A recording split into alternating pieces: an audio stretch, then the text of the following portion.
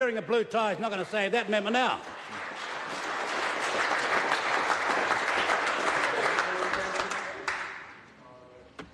Is someone taking a call?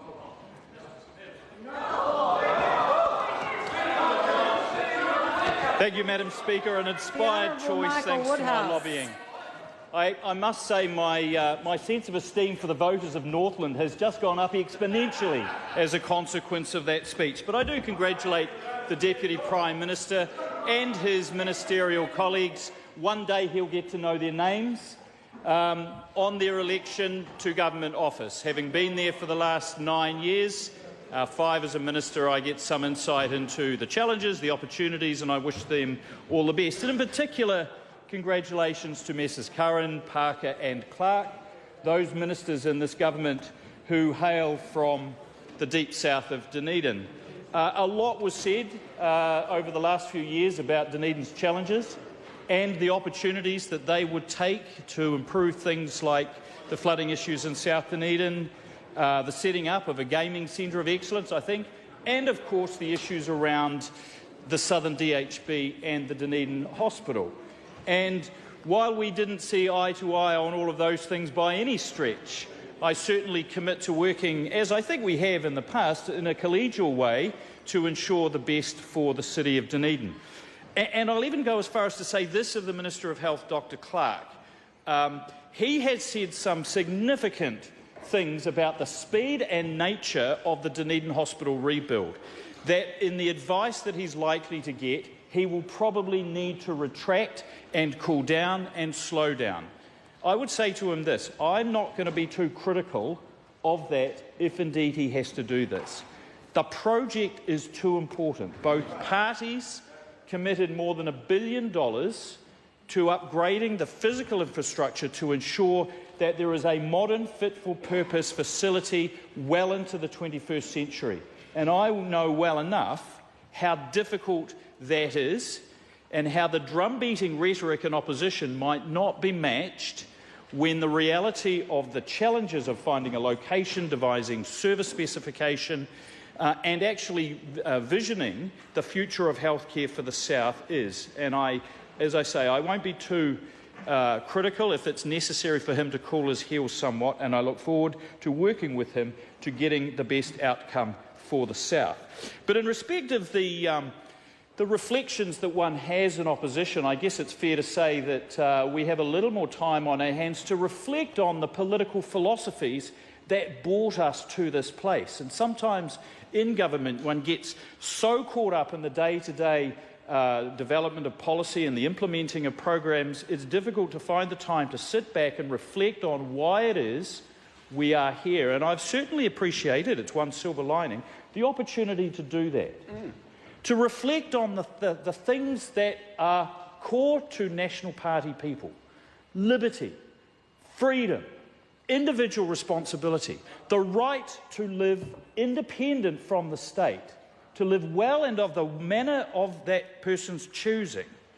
And indeed, in the speech from the throne, we heard a little bit of a nod to that when, I quote, "The government aspires for this country to be a country where all are accepted, no matter who they are, where they come from, how they live, or what their religious beliefs are." End quote. Noble sentiments.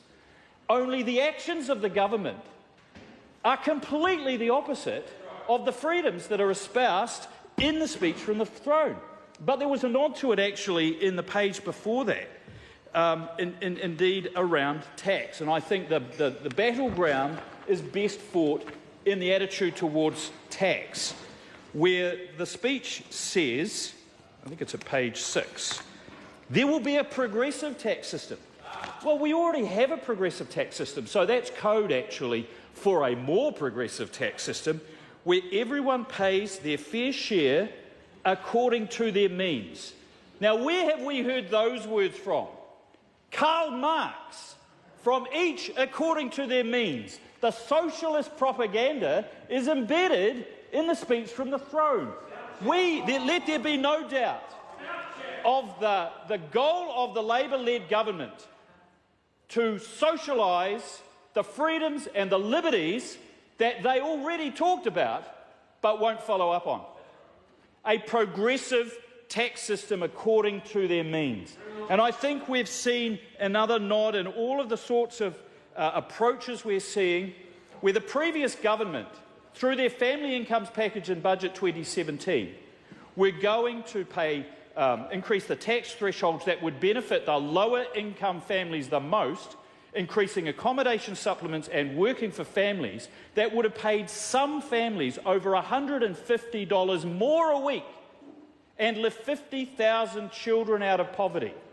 But because those tax changes, we're going to give me a tax cut, they're going to get rid of it.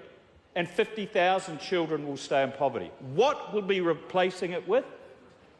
A Best Start package that means that the very high income earning colleague of mine who was about to have his third child is going to get a baby bonus. Well, I'm sorry, and I don't speak for him, but if it were me, I would say no thanks. I don't need the state's help. There are many more families and children in this country that need it more. And again, the nod to this is in the Ministry for Vulnerable Children. The name is going to be changed now to the Ministry for Children. Well, I'm sorry, the government does not need to minister to my children. I am their father. I will look after them as every responsible parent in this country should. But if they can't or won't, and that puts those children at risk, then it is absolutely right and proper for the state to intervene in a targeted way which restores that child and those families to the independence that they themselves aspired to in the address from the throne. It is not about that, unfortunately, Mr McIndoe. It is about universality, and it is about treating classes of people as classes. That it were the case to McIndoe that were the aspiration, and indeed in my reflections, that is the country that I aspire to, a country that keeps the government rather, out of people's lives when it's unnecessary to intervene. Now let's talk about promises, because indeed we heard the promise to be more transparent, to deliver transparent mechanisms to hold the government to account. This government will foster a more open and democratic society. It will strengthen transparency around official information. It will strengthen transparency around official information. Well, that should be withdrawn and an apology made to the people of New Zealand, because only 5 weeks in, and we are seeing roadblocks being thrown in the way of the right to know what the plans of this government are, and the equivocation and the obfuscation around an agreement that I understand was signed and was given to ministers, and it matters not one bit whether they had been sworn in at that point or not. It is their roadmap for how government administration will be undertaken, and the public has a right to know what's in those 33 pages. And in fact, my guess is that it'll be the size of a postage stamp by the time they get back to the office this afternoon. It'll be shrunk and put out of sight because they talk about transparency and they don't act on it. But the saddest thing about the first 5 weeks in government, Madam Speaker, is the retractions and the withdrawals of the commitments that they made to this country prior to coming to office. I'll mention just 3. 1 billion trees. It was pretty unequivocal. 1 billion trees. Only what they didn't say was that 500 million of those billion trees were already going to be planted anyway. 100,000 Kiwi-built houses. Only they're not. They're going to be bought off the plans of existing developments. It's 1 forward and 1 back on house supply. And the really, really big rort was 20 to 30,000 fewer migrants. Well, they've backtracked on their immigration policy at 100 miles an hour, and Ian Lees-Galloway is now saying there will be virtually no change to tertiary education visas, to essential skills visas, to long-term partnership visas, to parent visas. They're all there, and that was entirely different from what they gave the public an expectation on. I'm sad about that. We've got 2 years, 10 months and 2 weeks to go before the public gets another say on whether or not they're doing any good. Well, I hope they last that long. Madam Speaker. I call the Honourable Nathan Guy. Madam Speaker, can I congratulate you on your election?